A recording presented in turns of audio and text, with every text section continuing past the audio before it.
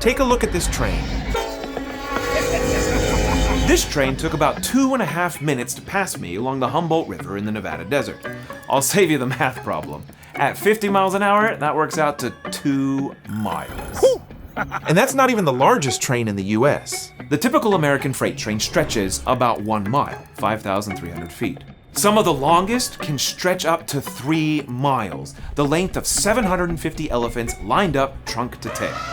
So to find out why American freight trains became these mile-long double-stack beasts, I studied train history, visited the world's largest rail yard in the middle of Nebraska, and uncovered a key government decision made about 4 decades ago by an unexpected hero that saved the freight train industry.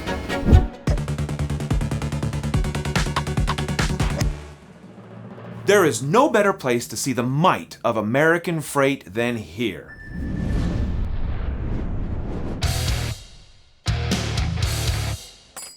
North Platte, Nebraska, the largest rail yard in the world. 140 trains come through here every day. That's over 14,000 cars. 17 tracks come in, 16 tracks go out. To service America, they run this yard 24/7, 365 days of the year. Goods come across the country. We're talking automobiles, steel, coal, wheat, grain, corn. Nothing, says Nebraska, more than corn and trains.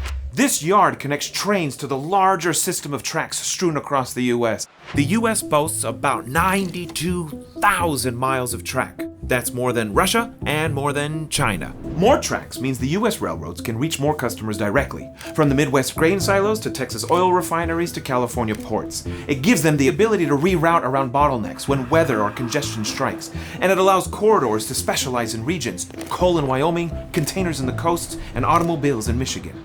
In short, more track miles translate into lower costs and more reliable service. That is economies of scale in action. And powering all of this are the train engines, often weighing over 200 tons, stretching more than 70 feet, and packing 4,000 plus horsepower from huge V12 diesel engines that drive electric motors.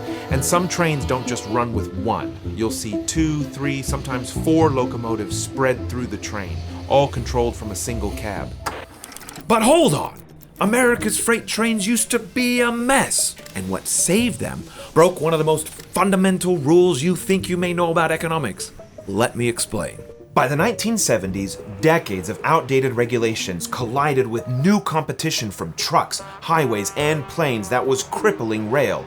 What was once the backbone of American commerce was now limping along, one decrepit mile of track at a time. And American freight trains were modest. The typical train hauled around 70 cars and moved about 1,800 tons of freight, basically a third of what the modern heavy haulers pull. And that wasn't just because the engines were weaker. The entire system was built for small. Regulations capped how railroads could price, route, and run trains, which kept consists short, slow, and expensive. Even the caboose was locked in place. State laws required a rear crew on every train, long after modern sensors made the job obsolete. And when railroads did try to innovate, they were met with a wall of regulation telling them no. So by the 1980s, the government decided something had to be done. And there were 2 options. The government could continue to nationalize the railroad, taking full ownership of the industry, or it can go the complete opposite way and deregulate the whole thing. It chose deregulation. So, quiz time! Which 80s president do you think did it? Carter, Reagan, or Bush? Nope. Nope. It was Jimmy Carter, a liberal Democratic president. Surprised? Jimmy Carter was actually a pragmatic deregulation proponent. He already did the airlines in 1978 and pushed similar reforms in trucking. He even deregulated beer, the microbrewery industry, thanks Jimmy. And in 1980, at the end of his term, he signed the Staggers Act and deregulated railroads. And this is when the boom began. So let's walk through how deregulation flipped the script on American freight rail. First, they cut loose more than 100,000 miles of unprofitable track. Railroads could finally stop pouring money into these ghost lines and focus on busy corridors that actually made sense. Then they rolled out more powerful diesel-electric locomotives, raised weight limits on freight cars, and adopted distributed power, placing extra locomotives in the middle or at the end of trains to spread the pulling and braking forces. Then came double-stack container trains, which doubled the freight volume per car, making very long trains even more efficient. It also meant that trains could finally lose the caboose. The results were dramatic. Hey Dynamos, it's time to tell you about this episode's sponsor, Framer. Loyal watchers of Business Explains the World will know that Framer is a no-code website building tool. It helps you launch any website in days, and you don't have to be a developer or designer to use it. Today I'm going to show you another one of their AI tools, AI Translate. With AI Translate, you can localize your site so it appears in other languages at the click of a button.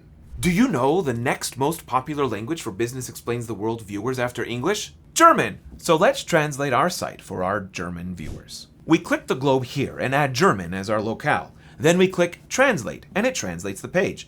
Then let's go back to the page, change the language, and you can see the page in German. Wunderbar! Are you ready to build a site that looks hand-coded without hiring a developer? Launch your site for free at framer.link/dynamo and use Dynamo 2025 for a free month of Framer Pro. Thank you, Framer. Now let's get back to freight trains. In the 1970s, an average freight train hauled about 70 cars and 2,000 tons of cargo. Just 5 years after deregulation, the average train weight had already climbed to around 2,574 tons. By the early 2000s, a typical train carried more than 3,000 tons. With that freedom came profits. Investment returns jumped from a pathetic 2% in the 1970s to nearly 9% by the late 80s. That margin let railroads do something they had not been able to do in decades: reinvest in their trains, their tracks, and new technology. The result was an investment bonanza. Within a decade, productivity doubled. Better maintenance meant far fewer accidents. And third, deregulation opened the door to mergers.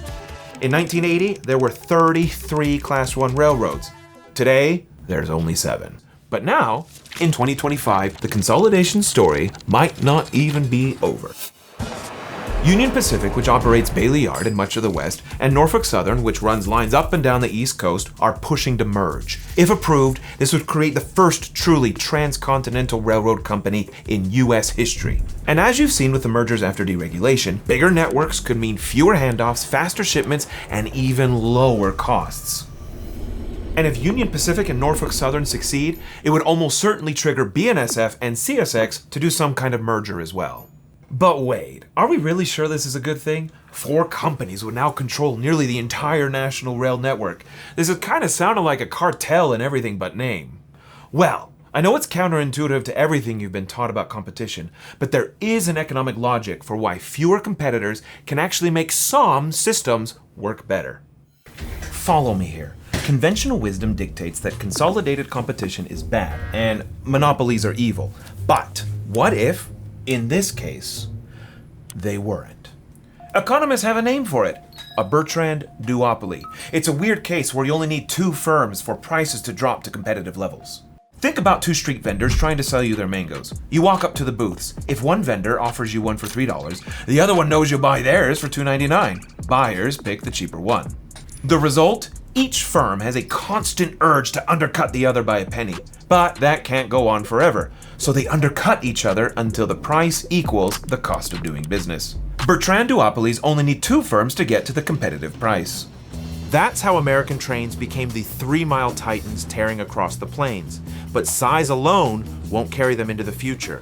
China is now running coal trains over 2.5 miles long and just tested an AI-controlled convoy that links multiple freight trains wirelessly. And in Australia, driverless iron ore trains have already clocked millions of autonomous miles. The US isn't standing still.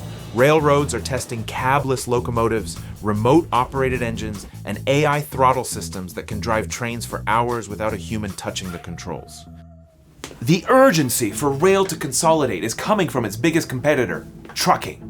Autonomous trucks are no longer science fiction. Walmart is already using them with Gatic in Arkansas and Kansas. Aurora is running driverless long-haul routes between Dallas and Houston, and more are on the way. Automation will cut trucking's biggest expense, labor. One driver for one trailer. For trains, the labor savings are already smaller. 2 people can already haul 7, 8, or even 10,000 feet of freight. So rail will need other ways to keep driving costs down. In other words, just like in the 1970s, rail is again facing an existential question. Can it adapt fast enough to survive new competition? Larger, continent-spanning networks may be part of that future. American freight rail went from bankrupt and broken in the 1970s to become the most efficient, most profitable, and most impressive freight system in the world. That is no small comeback. And now, I know what you're thinking. Could American passenger rail make a comeback too? Well, unfortunately, that's another saga entirely. There's a lot of land in Nebraska. Do it again. Should I wink? Is it working, the winking, or is it super? Okay.